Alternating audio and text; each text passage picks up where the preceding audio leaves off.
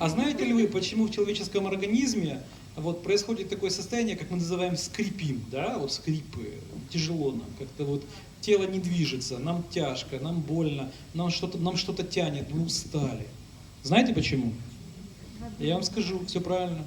Вы уже все правильно поняли, это застой лимфы. О, как интересно, да?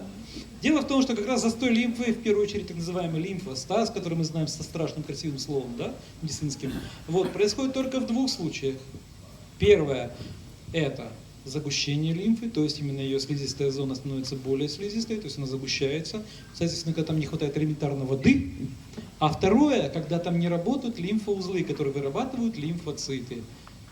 А почему умирают узлы в лимфоциты? Вернее, просто умирают лимфоузлы, знаете? А я вам скажу честно, им не хватает элементарно 3 простых минералов. Это самый чудесный, так называемый калий, это любимое железо всеми нами, да? Третий, догадайтесь, какой? Медь. Вот почему у нас любят медные браслеты. Кровь резко быстро ходить начинает. Кровь это второстепенно. В первую очередь мы запускаем работу лимфы, питая минералами полностью как раз через кожу наше тело. А скажи, какой продукт лучше всего на лимфу? Прекрасно. На лимфу влияет только один замечательный продукт, я вам скажу честно. Это кор. Израин Кор, да, мощнее всего, он самый прекрасный в этом случае. Потому что в нем находится как раз один такой интересный продуктик, который называется...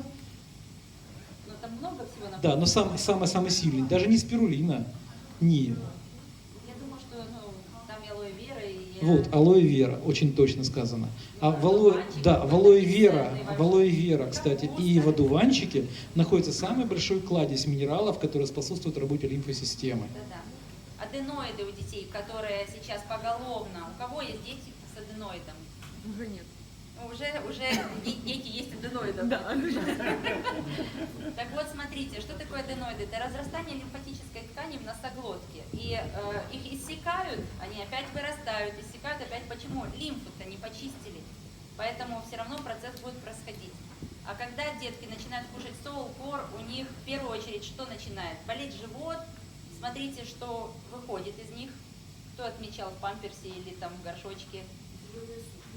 Зеленые сопли. Слизь идет. Это еще цветочки. Я даже не буду рассказывать детали. Знаешь, Мариночка, давай мы просто упростим ситуацию. У всех дома есть туалет. Не смойте его 2 дня, пожалуйста.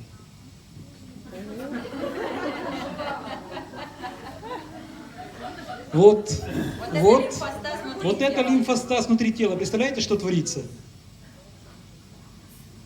Хороший пример о туалете. Я, кстати, его применяю, когда рассказываю о бактериях, которые у нас есть. У нас же есть пьюр, который